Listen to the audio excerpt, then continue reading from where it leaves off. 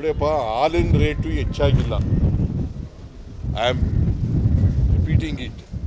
ಹಾಲು ಹೋದ ವರ್ಷ ಇದೇ ಸಂದರ್ಭದಲ್ಲಿ 90 ಲಕ್ಷ ಲೀಟ್ರ್ ಇತ್ತು. 90 ಲಕ್ಷ. ಈಗ 99 ಲಕ್ಷಕ್ಕಿಂತ ಜಾಸ್ತಿ ಆಗ್ಬಿಟ್ಟದೆ. 99 ಲಕ್ಷ. ಈಗ ನಾವು ರೈತರಿಗೆ ಹಾಲು ತಗೋಬೇಕಲ್ಲ, ಅವ್ರನ್ನ ಬೇಡ ಅಂತ ಹೇಳೋಕ್ಕಾಗಲ್ಲ. ಹಾಲು ಉತ್ಪಾದನೆ ಆಗಿದೆ, ಮಾರುಕಟ್ಟೆ ಮಾಡಬೇಕು. ಅದಕ್ಕೋಸ್ಕರ ಬಾಟ್ಲಲ್ಲಿ 500 ಅರ್ಧ ಲೀಟ್ರ್ ಕೊಡ್ತಿದ್ವಲ್ಲ, ಅದಕ್ಕೆ 50 ಮಿಲಿ ಲೀಟ್ರ್ ಜಾಸ್ತಿ ಮಾಡಿದ್ವಿ.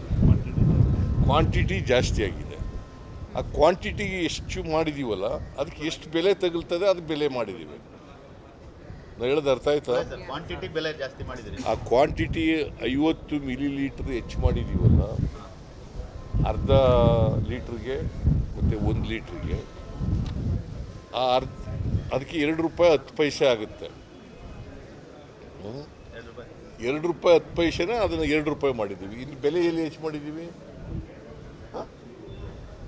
ಎಲ್ಲಪ್ಪ ಹಾಲಿನ ಬೆಲೆ ಎಲ್ಲಿ ಹೆಚ್ಚು ಮಾಡಿದ್ದೀವಿ?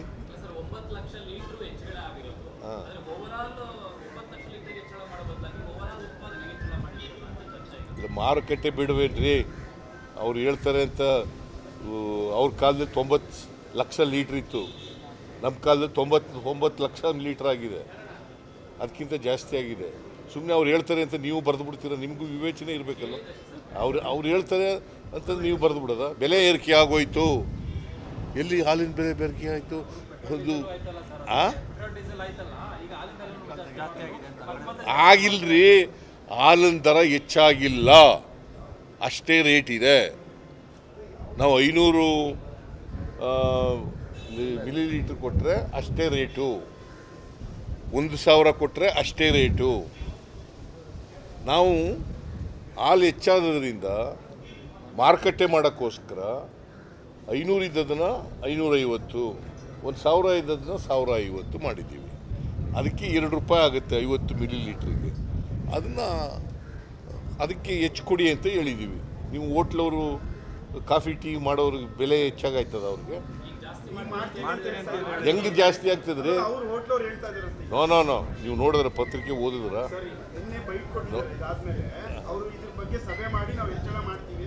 ಹೆಂಗೆ ಹೆಚ್ಚಳ ಮಾಡ್ತಾರೆ? ಹಾಲಿನ ರೇಟ್ ಜಾಸ್ತಿ ಆದ್ರೆ ತಾನೇ ಹೆಚ್ಚಳ ಮಾಡೋದು.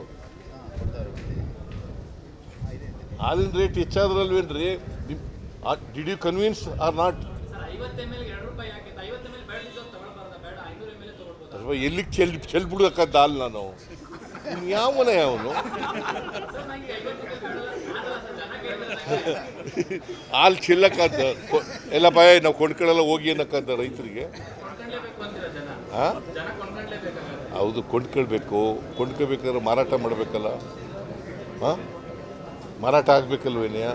ಅದಕ್ಕೆ ನೋಡಪ್ಪ, ಈ ಮಾರಾಟಗಾರರು ತಗೊಳ್ಳೋರು ಇದ್ದಾರಲ್ಲ, ಕೊಳ್ಳೋರು ಇದ್ದಾರಲ್ಲ, ಅವ್ರಿಗೆ 500 ಮಿಲಿ ಕೊಡ್ತಿದ್ದದನ್ನು 550 ಕೊಡ್ತೀವಿ.